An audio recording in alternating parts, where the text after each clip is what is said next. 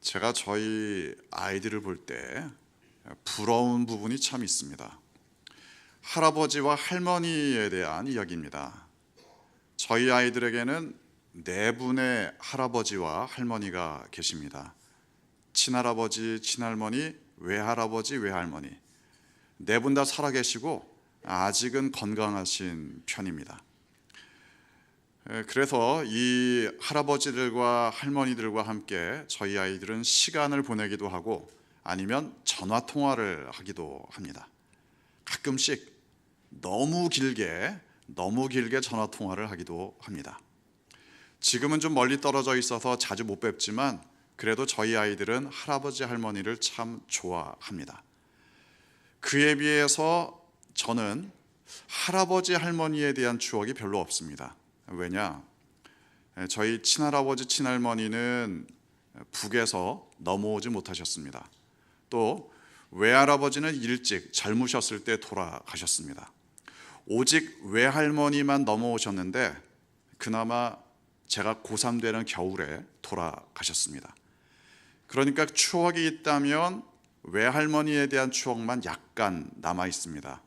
예를 들어 가정 예배를 드리는데 저희 외할머니가 예배를 인도하시던 모습이 아직도 눈에 선합니다.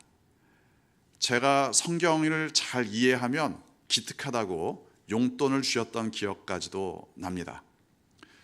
아무튼 그래도 할머니와 그렇게 시간을 많이 보낸 건 아니었습니다. 그래서 그런지 저희 아이들이 할아버지 할머니와 함께 있는 걸 보면 저는 참 부러운 마음이 듭니다. 그런데 할아버지 할머니들께서 저희 아이들과 함께 있을 때 또는 대화 나눌 때 보면 참 지혜로우시다 이런 생각이 들 때가 있습니다. 예를 들어 이런 거죠. 가령 이제 저희 장인어른 즉 저희 아이들의 외할아버지는 지금은 70대 후반이신데 아직도 건강하십니다. 아이들이 성장하는 과정에서 저희 장인어른은 아이들을 데리고 종종 산에 가셨습니다. 산에 가면 꼭 실랑이가 벌어집니다. 저희 아이들은 할아버지한테 이렇게 물어보죠. 아직 멀었어요? 그러면 이제 저희 할아버지는 이렇게 대답하시죠. 아니야, 다 왔어. 다 오기는커녕 저도 따라가기 힘들 정도로 한참 남았습니다. 참고로 저희 장인어른은 해병대 출신이십니다. 아무튼 이런 대화는 무한 반복입니다. 아직 멀었어요. 다 왔어. 그런데 이제 그걸 가지고 아직 멀었지만 그래 멀었어 이렇게 대답을 해주는 것보다는 다 왔어 이렇게 이야기를 해주는 게 그래도 좀 힘든 마음을 달래주곤 했습니다. 이걸 할아버지가 거짓말했다, 할아버지 거짓말쟁이다 이렇게 단죄할 수는 없는 게 아니겠습니까? 이건 뭐 거짓말이라기보다는 손주들을 격려하고 달래주기 위한 할아버지의 지혜라고 할 수 있을 겁니다. 우리의 인생에서 그런 순간들이 있습니다. 힘들고 지치고 그래서 포기하고 싶은 그런 순간들이 있습니다. 약간이라면 인내할 수 있는데 어떤 일들은 너무 오래 사람을 지치게 만드는 일들도 있습니다. 물론 우리의 인생 자체가 편하기만 하고 쉽기만 할 수는 없겠죠. 좋은 것을 얻기 위해서 땀을 흘려야 합니다. 가치 있는 결과를 기대하면서 오랫동안 기다려야 될 수도 있습니다. 어떤 경우에는 아프고 고생하고 이런 시간이 너무나 오래 지속되는 것처럼 느껴질 수도 있습니다. 그런데 똑같이 힘든 시간을 보내는데 어떤 사람들은 잘 견딥니다. 존경스러울 정도로 잘 참고 기다리면서 인내의 시간을 보냅니다. 하지만 어떤 사람들은 저거 너무 쉽게 포기하는 거 아니야? 그런 생각이 들기도 합니다. 좀 웬만하면 좀 참지, 기다려보지, 인내해보지 그걸 못 참냐? 주변에서 그렇게 평가할 수도 있습니다. 하지만 분명한 사실은 이겁니다.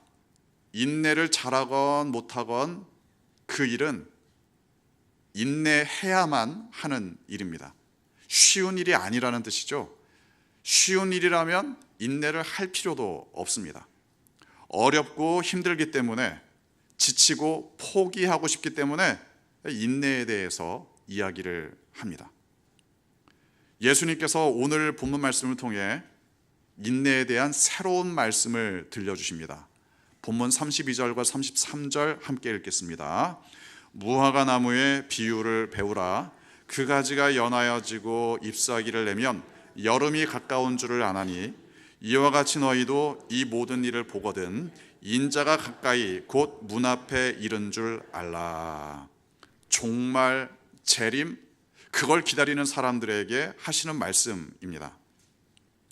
이 말씀을 아주 쉽게 요약하면 이렇게 말할 수 있을 겁니다. 이제 다 됐어. 끝날 때 다 됐어. 이렇게 말씀하시는 거죠. 기다림에 지치고 힘든 사람들에게 주시는 따뜻한 격려의 말씀입니다. 물론 무화과 나무의 예를 들면서 말씀하셨죠.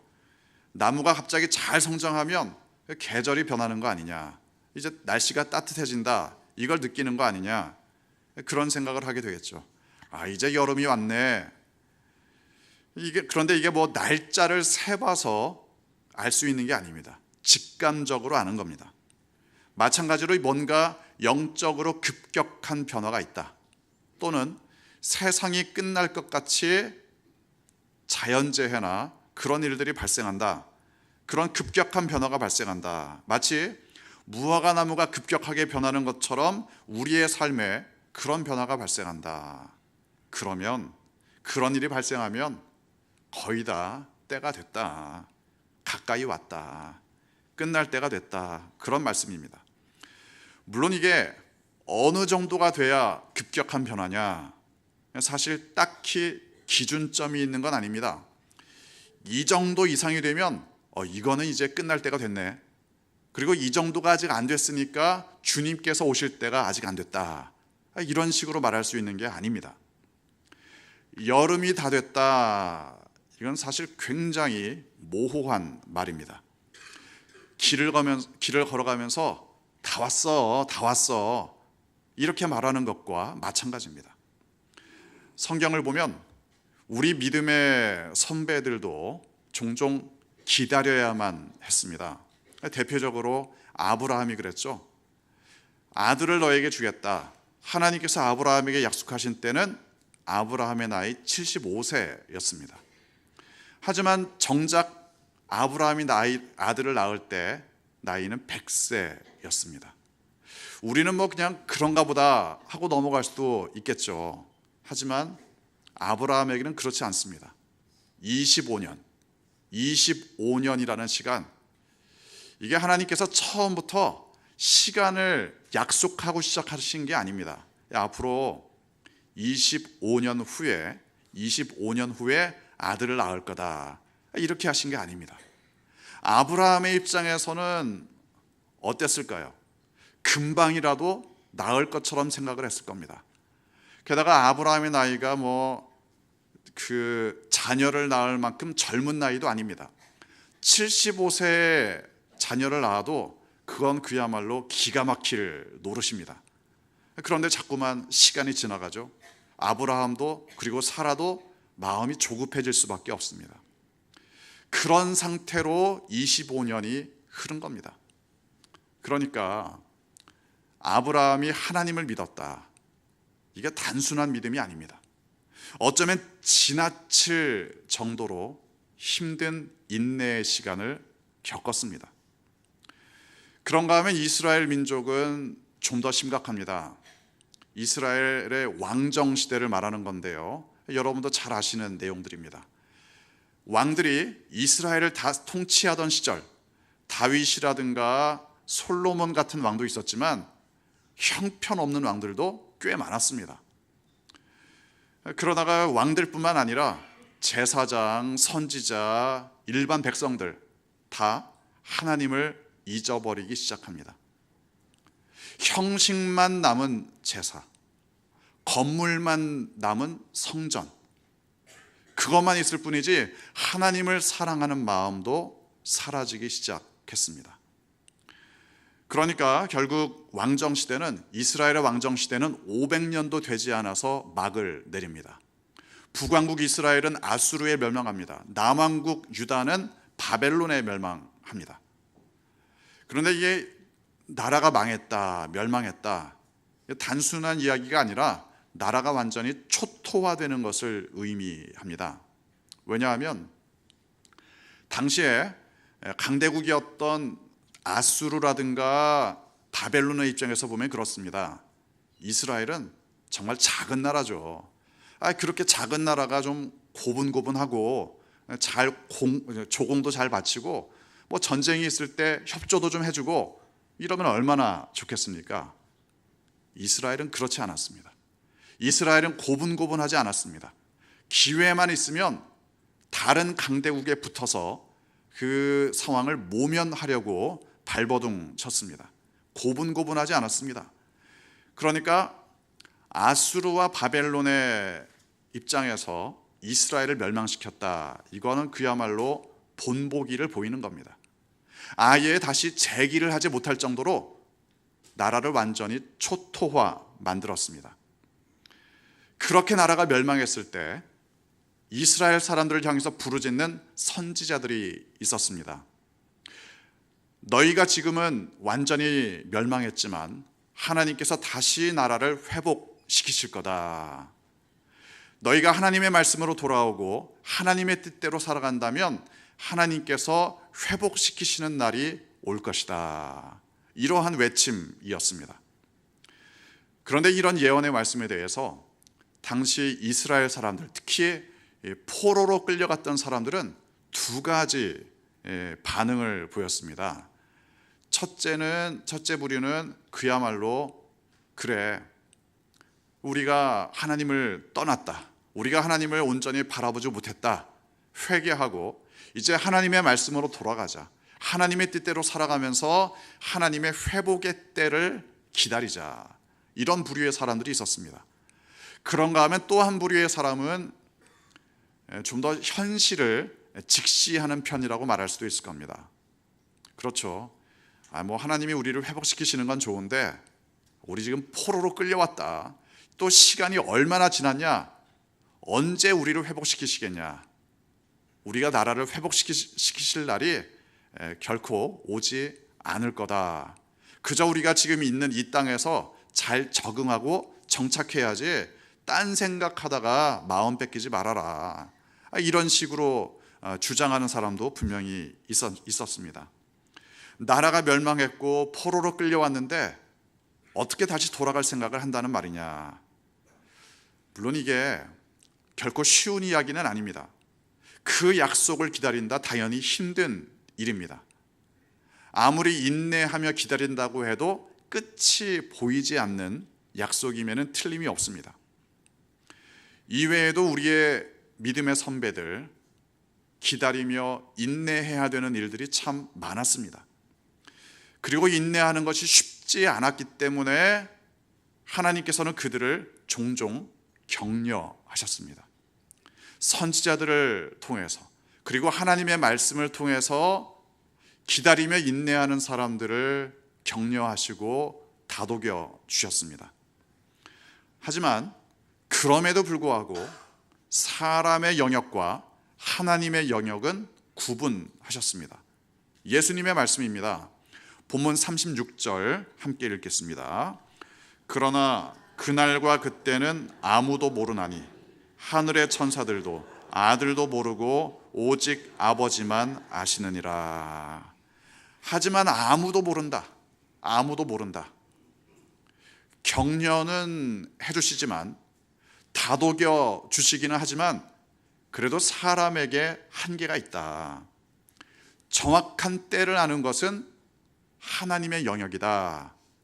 사람의 영역은 인내하며 기다리며 그 과정에서 믿음으로 살아가는 거다. 확실한 구분을 말씀해 주셨습니다. 하나님의 영역과 사람의 영역, 이걸 꼭 구분할 필요가 있습니다. 아주 쉽게 이런 예를 들어볼 수 있습니다. 학교에서 학생들이 시험을 봅니다.